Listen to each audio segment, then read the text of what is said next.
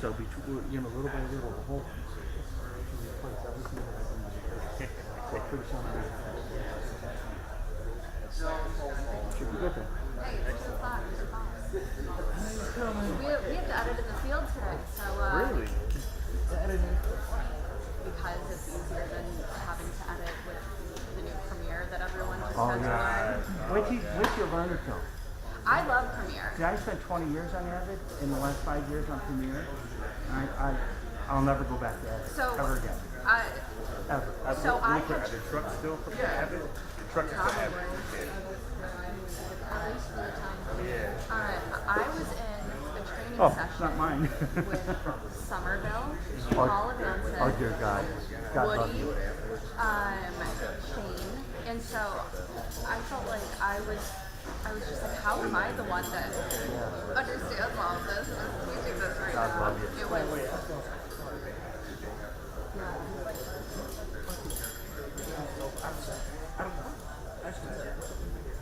Yeah. You can barely walk. I know. Wait, which one of it? Yeah. Well, some of those too. I've been working. I did work. I know, but he makes me nervous. I'm always ready to have to catch him if he falls. Then? Yes. I feel like I'm always walking around like this. What? Yeah. Do you want to be Probably able to like 15 years. Yeah. Right, how old is that? Was it 60? No, I think it's only 60. Where he met the big 7 I don't think so. No, I know you're close there. yeah, probably. He's got about 15 years.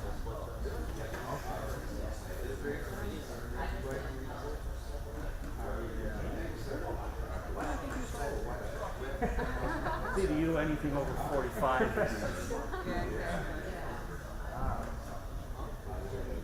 But yeah, we decided that we'll edit. It's easier to edit on the laptop today than have to go back to the stage. Especially the night weather.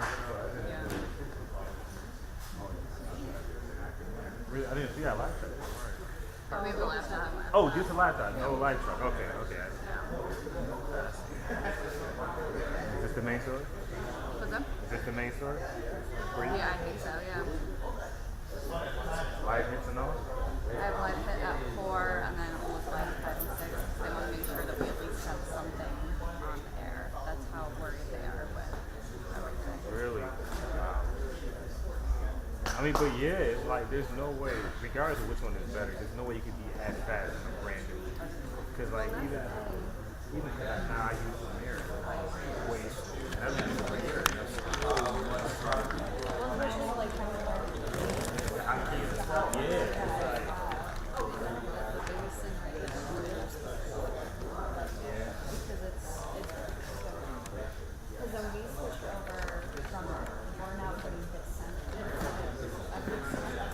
Instead of what? Oh, instead of me. Okay.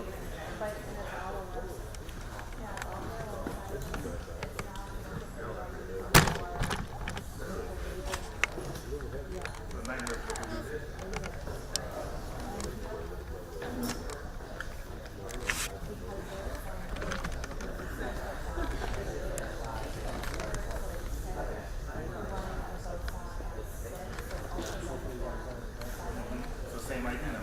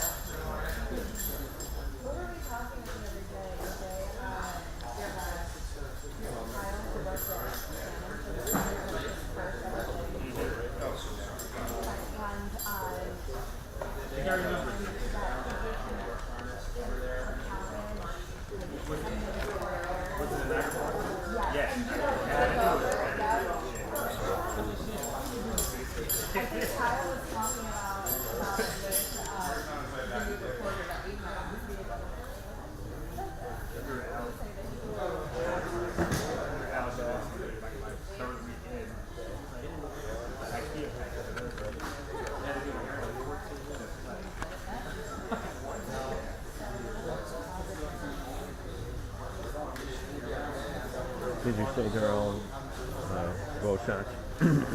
Yeah, I mean, unless there's something dramatic where we're trying to push it on the package at 6, but at this point I would think bow shots, unless, again, there's something dramatic. Let's hope not. Should be more on Monday.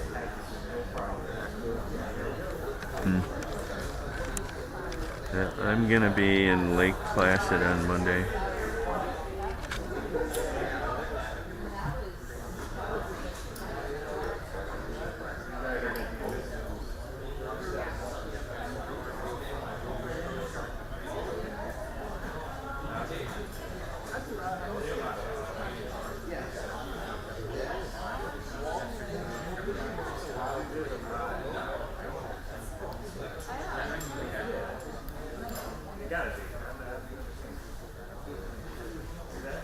Oh, it did?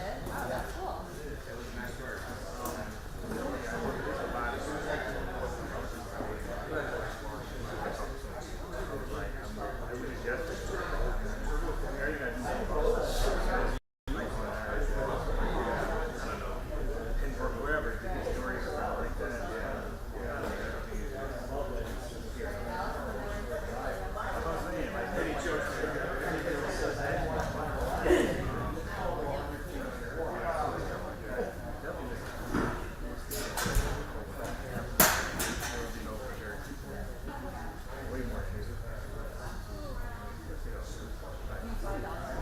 Actually, yeah, I still with her Tuesday. I went to the office and she. Yes.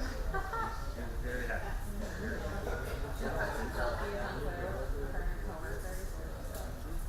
I know. I counted on one of them.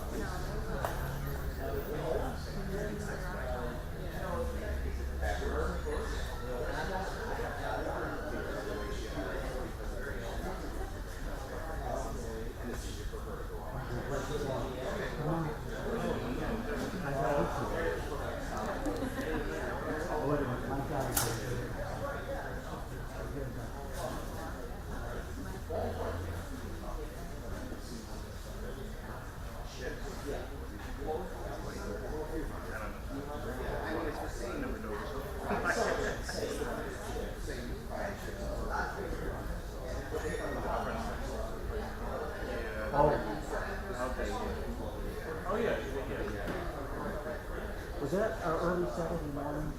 I think it was. In Dallas. Because I was at one of the other. It was early morning.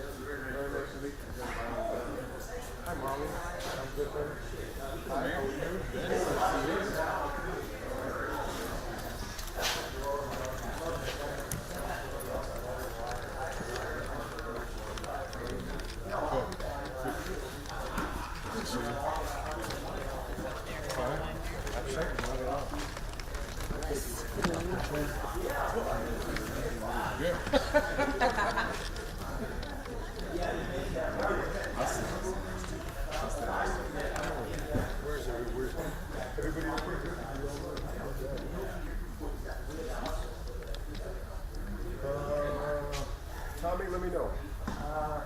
1 second. Mayor, stand by. Yep, I got it.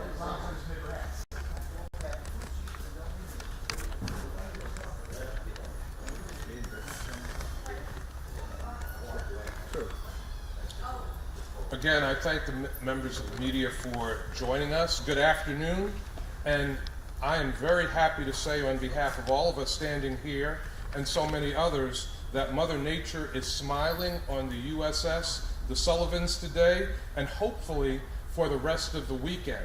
By now, you know all of the folks that are standing here with me, but I will make introductions. Paul Marzello, the President and CEO of the Buffalo and Erie County Naval and Military Park. Chad Stanishevsky, who is a director with the New York State Department of Environmental Conservation. Captain Lexia Littlejohn, who is Buffalo Sector Commander of the U.S. Coast Guard. William Ronaldo, Commissioner of Fire for the City of Buffalo, and Don Polito, an engineer with the city's Department of Public Works. The nicer weather is certainly a big help in day 9 of the operation as crews continue to work daily to save the USS The Sullivans. The ship remains stable, and divers are now in their 3rd day in the water. And we thank the divers who have been doing this critically important work, and certainly are very thankful that the weather has been more cooperative the last 3 days. As you know, prior to that, the weather was not cooperative, high winds, seiche, and did not want to expose divers and other personnel to extreme danger and have them go in the water at that time, but they're doing great work, and I want to thank the divers for the work that they have been doing. The divers have been able to plug a number of vent holes, and so far we are not seeing more significant issues. Also, in the last few days, crews have begun removing important and historical artifacts from inside the Sullivans. I know that that was a major concern, and I'm glad that the removal of artifacts has begun.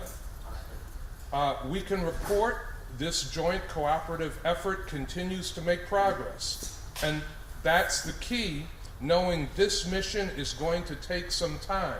So again, as we have stated from the very beginning, this is not going to be completed quickly. This is going to take some time, and we're asking the public to continue to be patient, and the public has been incredibly supportive all across the city, the region, the nation, and beyond. We can continue to get supportive members from people in our community and beyond, and that has been really encouraging in this effort. As we have said time and time again, we will save the Sullivans. Failure is not an option, and we're very pleased that things continue to progress in a positive fashion. Now, to give you more specific detail, I'm going to turn things over to Paul Marzello. Good afternoon. So I wanted to tell you a little bit about the way we operate here. This has been an incredible group of talent. And this morning's meeting at 0700, we have a brief op. And we started the meeting with something a little bit different. I thought it was important for the workers, some of them that are coming from different parts of the country, to understand what this mission might be about a little bit further. So I showed them the video, We Stick Together. It's the video of the 5 Sullivan brothers and their commitment to our country and the fact that they all perished on 13 November 1942. I didn't realize it at the time, but one of the docents came up to me afterwards and he said he just had a conversation with one of the divers who spoke to him and said, you know what, I really didn't realize what we were doing here or the meaning behind it, especially to the community. I'm a salvager. We do work around the country, if not the world. But he said, now I get it.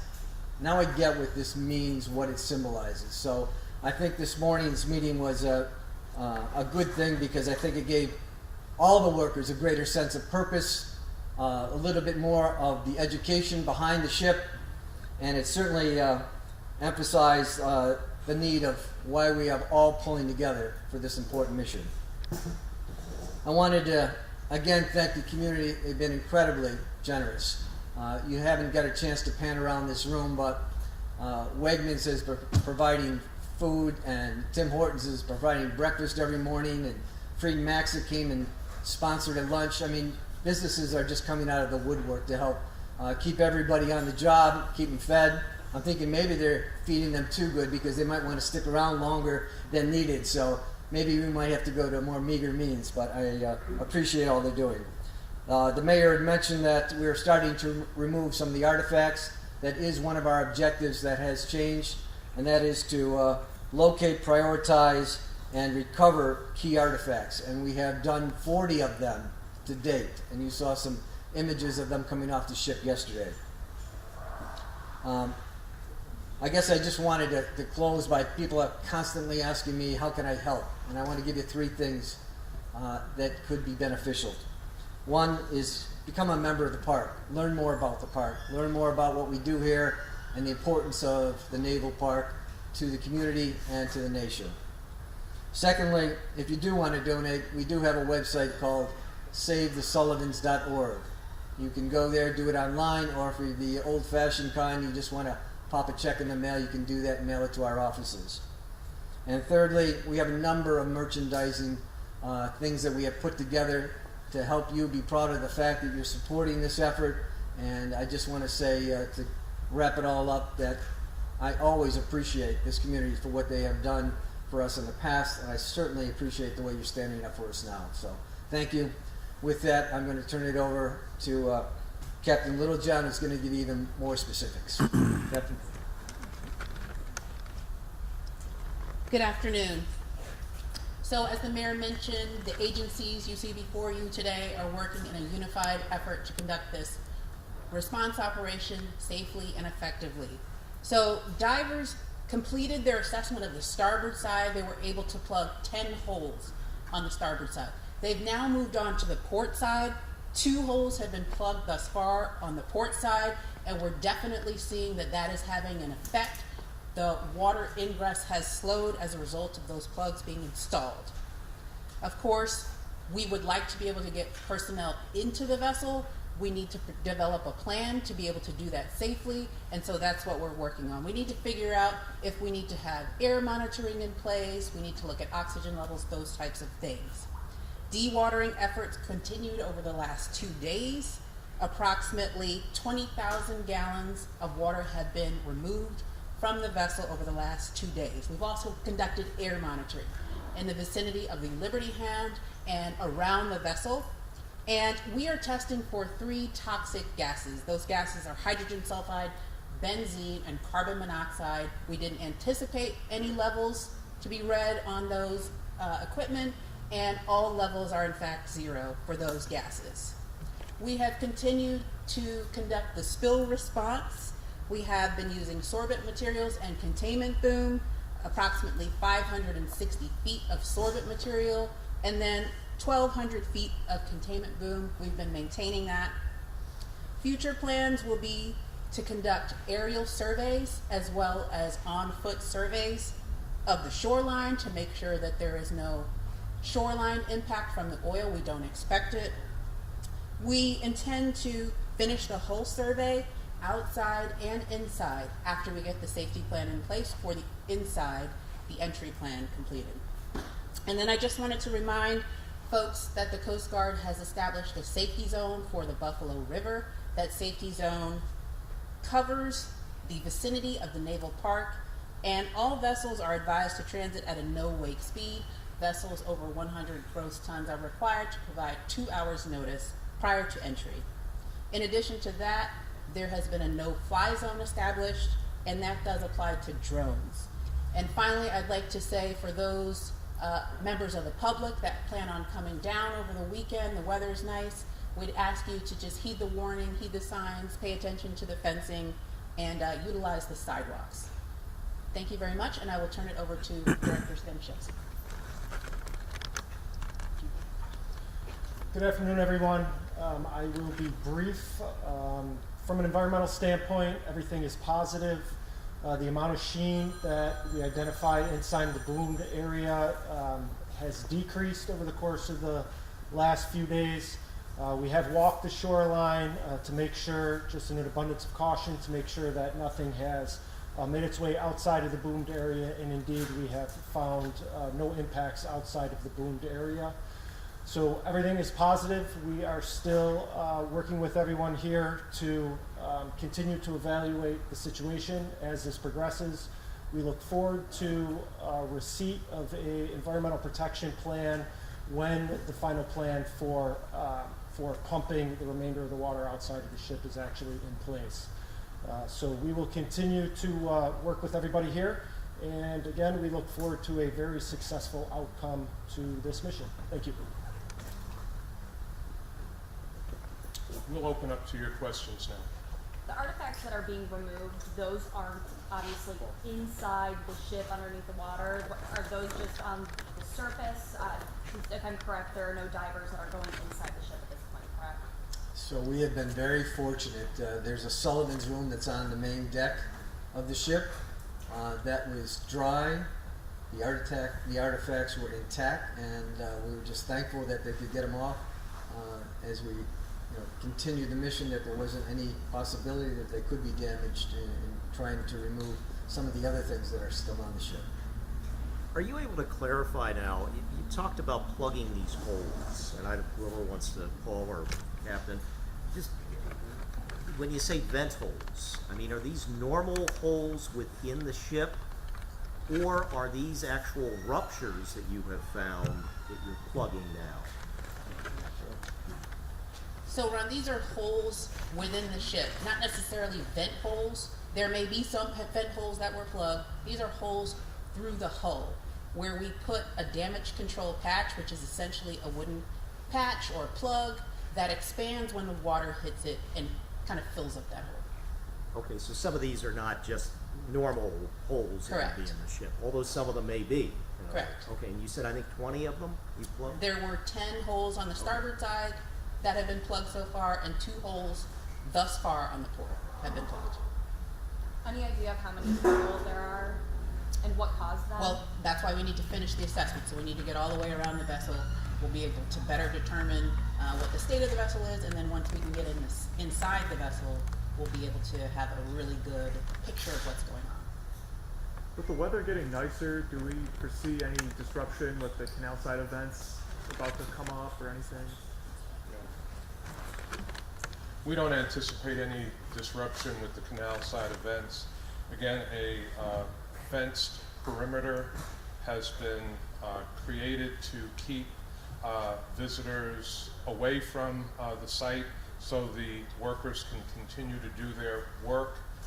That's been going very well, and as Captain Littlejohn said, we would ask the public to continue to follow the safety procedures and not try to go around or through the fencing. And that includes that lane that's blocked off, or I guess this way, right on the road right out here? Yes, absolutely. I mean, it's very clear the areas that have been fenced off, we don't want anyone to try to come into those areas for their own safety and for the safety of people working on the ship. You mentioned the holes. Are you able to give us any, and I know you said you've only done the starboard side of the boat, not the port side, like I know what I'm talking about here. but can you give us some idea, even on the starboard side, is this kind of what you expected with the degree of damage with causing the list and the water to be coming in, or is this something, I don't know, how would you characterize it at this point, I guess, even though you're not done yet? I would say it's pretty severe, the damage. Expected, I can't answer that. The holes are approximately between 1 and 3 inches, each of the holes thus far. So that's basically the information that I can give you on that, Ron. And with the divers actually, when they would go into the inner compartments of the ship, that's got to be extremely dangerous. Is that going to be a cumbersome process? Could you walk us through that a little bit? I mean, are they going to have to, you're planning for that right now, trying to figure out how they access. Can you walk us through that a little bit? What things they'll have to take into account when they're trying to do this? I knew you were going to ask me that, Ron, so I have someone from TNT Salvage that's going to be able to answer those more specific questions sometime this afternoon. Okay, all right, good. With the amount of holes that you're seeing on the starboard side alone, how did it get to this extent, to the point where so many thousands of gallons of water are getting inside the boat? Did it happen over a period of time? The easy answer to that question is the ship is 80 years old. You know, it's meant to last 25 years. So we are on overtime, which means we need a very aggressive plan going forward to make sure that, and we had a plan in place before this all happened, so it's not a surprise. It's just that we wanted to make sure that we are going to be able to patch her and then talk about some longer range plans that may take this for the rest of her life. And I'm not sure what that means, but I just know that we want to save this ship for many generations to come, and not just for our kids, but for our grandkids. I don't know if this question is perfect for Paul or for the captain, but in terms of heading over to the port side where maybe there was that damage that happened last February, are those holes that are being found on the port side as a different spot from where the breach was last February, or are those seams or anything like that reopening from the patchwork done before? You know, I can tell you that all the holes that we have found to date, we have probably said to the entire group that although they may be significant to any ship, because there's not supposed to be holes in any hole, but they're not directly, we don't think they're directly related to the cause of this crisis that we have on our hands. We think that what has happened is that's due to the 80-year-old nature of the ship, and that we did expect holes, and we did expect holes from a dime's size up to maybe 3 inches in diameter, and we knew we had a plan to fix those. Whatever happened on 13th of April is something more significant, and that's basically what we're all waiting for, is to find out what it is that caused that damage. Anyone else? Just one last question. I know you're committed for the long run, so we know that answer already. But either Mr. Mayor or Paul or the captain, whoever wants to address this, this is costing a lot of money. And we know obviously a lot of money has already been contributed. You know, it was like $1.5 million with the most recent federal funding that came in, and then Senator Schumer was here on Monday. What would you say to those that have a concern about you running out of money to accomplish this mission?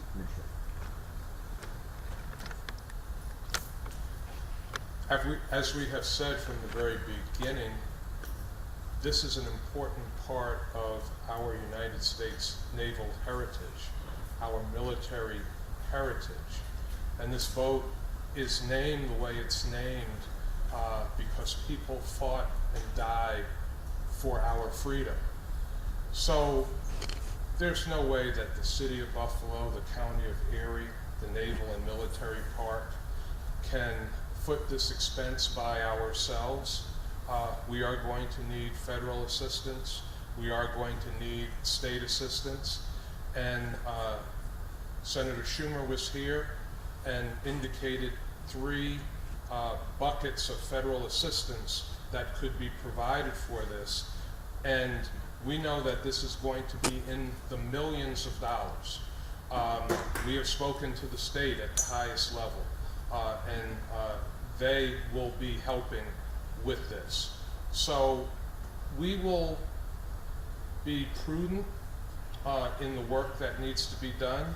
We are coordinated in the work that needs to be done, but we will get this work done because this is our heritage, this is our history, and we owe it to those who have fought and died for our country and to those who are still fighting for our country. Anyone else? Thank you. Thanks, everyone.